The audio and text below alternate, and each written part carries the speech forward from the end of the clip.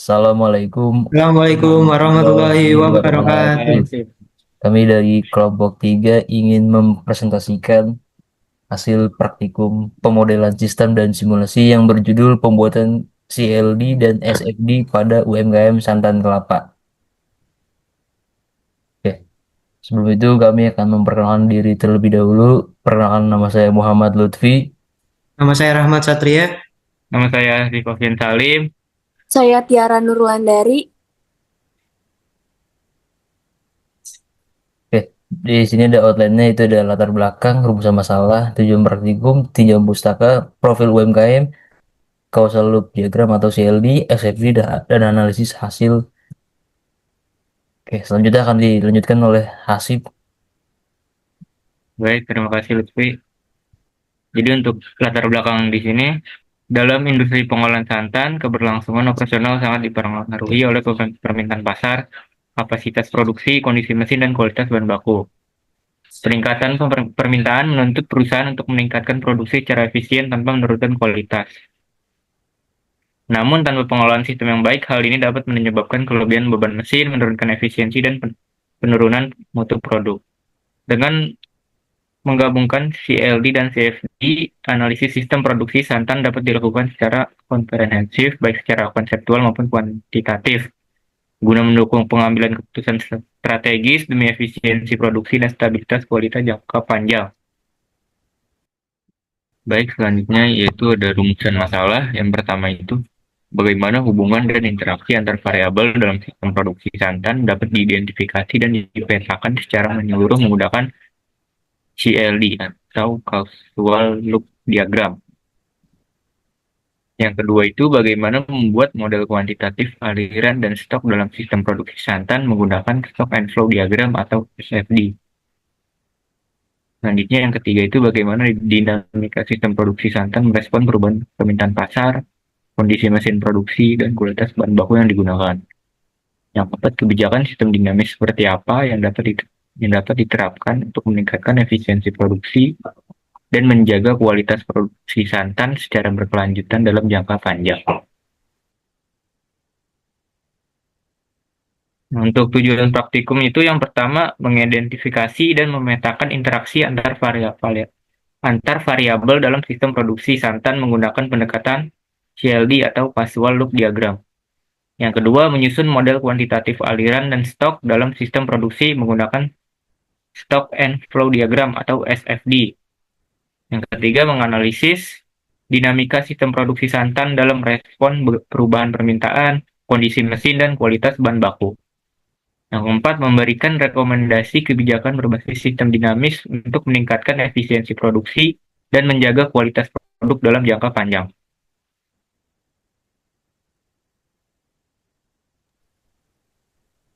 Oke, selanjutnya tinjauan pustaka. Itu ada sistem dynamic. Pengertian sistem dinamik ini menurut beberapa ahli adalah ada beberapa yaitu sistem dinamik ini suatu metode analisis permasalahan di mana waktu merupakan salah satu faktor penting dan meliputi pemahaman bagaimana suatu sistem dapat dipertahankan dari gangguan di luar sistem atau dibuat sesuai dengan tujuan dari pemodelan sistem yang akan dibuat, itu menurut Soil tahun 1996. Dan berikut ini juga ada menurut beberapa ahli. Lalu selanjutnya ada tahapan dalam sistem dynamic. Beberapa tahapan utama yang harus dilalui secara berurutan untuk memastikan bahwa model tersebut akurat, relevan, dan dapat digunakan sebagai alat bantu pengambilan keputusan yang efektif. Berikut tahapan dari sistem dynamic, yaitu pertama ada identifikasi permasalahannya, lalu pengembangan CLD-nya, lalu selanjutnya pembangunan SFD-nya, dan formulasi persamaan dilakukan dengan menerjemahkan elemen SFD-nya. Lalu dikalibrasi dan memvalidasi model menjadi tahap penting untuk menguji apakah model yang telah dibangun sesuai dengan data historis dan perilaku nyata dari sistem. Lalu simulasi dan analisis kebijakan merupakan tahap akhir dari dalam proses sistem dynamic. Oke, selanjutnya ada pengertian dari causal loop diagram atau CLD. Eh, Tahapan ini dimulai dari perumusan hipotesis awal yang berisi mengenai teori terkini tentang perilaku bermasalah yang bersifat sementara untuk membentuk proses pemodelan. Langkah ini dibuat diagram CLD yang digunakan untuk menggambarkan gabungan 17 kausalitas antar variabel dalam sistem. Dan di sini ada tabel simbol CLD-nya.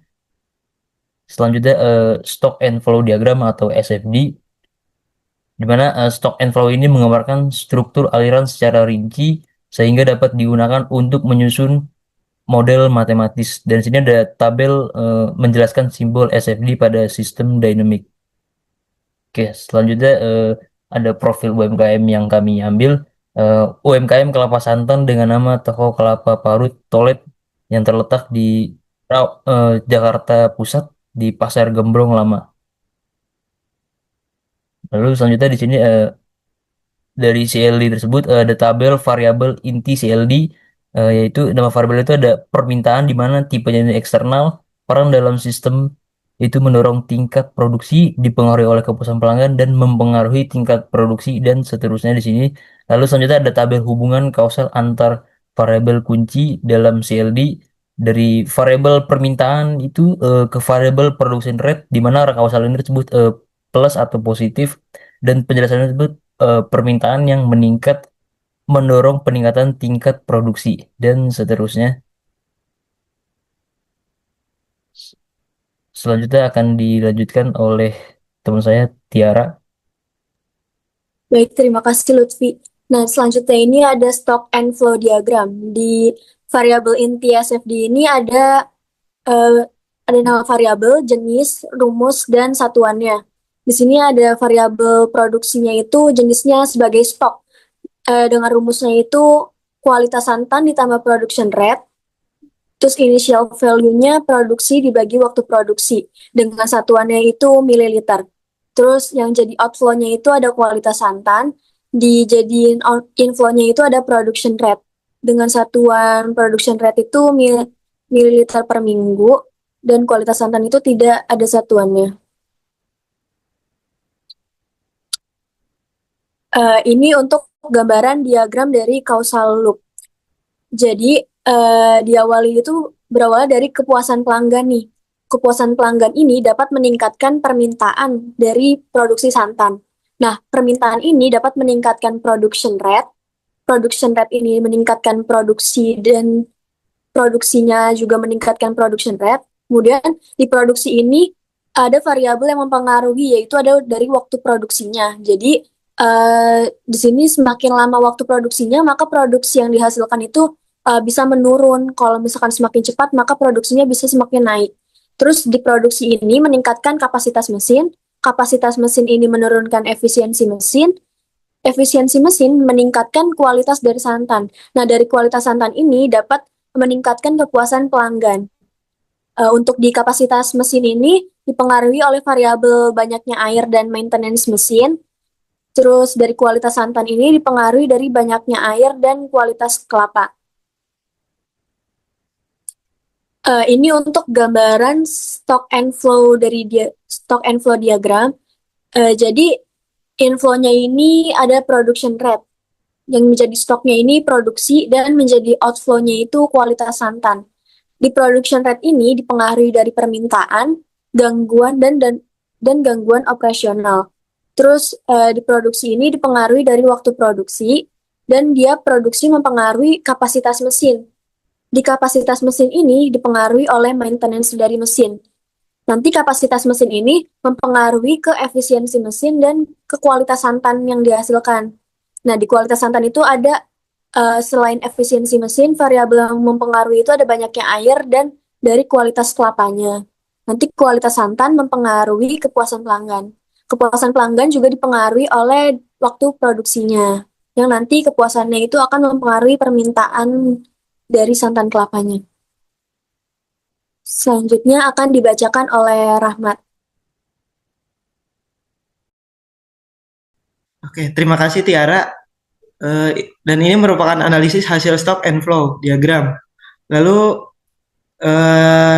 pada skenario 1 bisa dilihat bahwa production rate dipengaruhi oleh permintaan dan juga gangguan operasional. Pada gangguan operasional ini memiliki tingkat yang cukup tinggi karena tidak adanya maintenance mesin. Lalu juga kapasitasnya cukup, mesinnya masih tinggi. Lalu efisiensi mesin dipengaruhi oleh kapasitas mesin dan juga efisiensi mesin dipengaruhi oleh usia mesin. Pada saat di lapangan kita bisa melihat dikatakan bahwa umur mesinnya itu sekitar 5 tahun. Lalu efisiensi mesin juga mempengaruhi kualitas santan. Dari kualitas santan juga dipengaruhi oleh kualitas kelapa, lalu juga banyaknya air yaitu 1000 mili. Lalu dari produksi juga dipengaruhi oleh waktu produksi yaitu sekitar 14 jam. Lalu waktu produksi mempengaruhi kepuasan pelanggan yang dihasilkan dari yang mendapatkan kepuasan pelanggannya cukup rendah. Dan ini merupakan analisis skenario 2 setelah dilakukannya improvement pada Lemi yang bisa dilihat bahwa gangguan dilakukannya maintenance. Setelah terjadinya maintenance, gangguannya menurun, lalu produksinya sama, tapi maintenance juga mempengaruhi kapasitas mesin. Bisa dilihat bahwa itu meningkatkan kapasitas mesin walau sedikit, dan juga kapasitas mesin mempengaruhi efisiensi mesin dan kualitas santan. Bisa dilihat juga bahwa produksi juga sedikit meningkat. Dari hasil waktu produksinya yang dikurangi dari 14 jam menjadi 8 jam. Dan juga meningkatkan kepuasan pelanggan yang sebelumnya lebih rendah daripada setelah improvement. Oke, hasil kesimpulannya bisa melalui pendekatan causal loop diagram atau SLD dan stock and flow pada diagram SFD. Praktik ini berhasil memetakan dinamika sistem produksi santan dan ditemukannya bahwa efisiensi produksi dipengaruhi oleh kondisi mesin, frekuensi perawatan, dan kualitas bahan baku.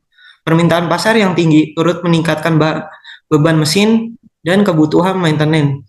Rekomendasi kebijakan mencakup perawatan mesin, berkala, kontrol kualitas bahan baku, dan penyesuaian terhadap fluktuasi permintaan pasar guna menjaga efisiensi dan kepuasan pelanggan.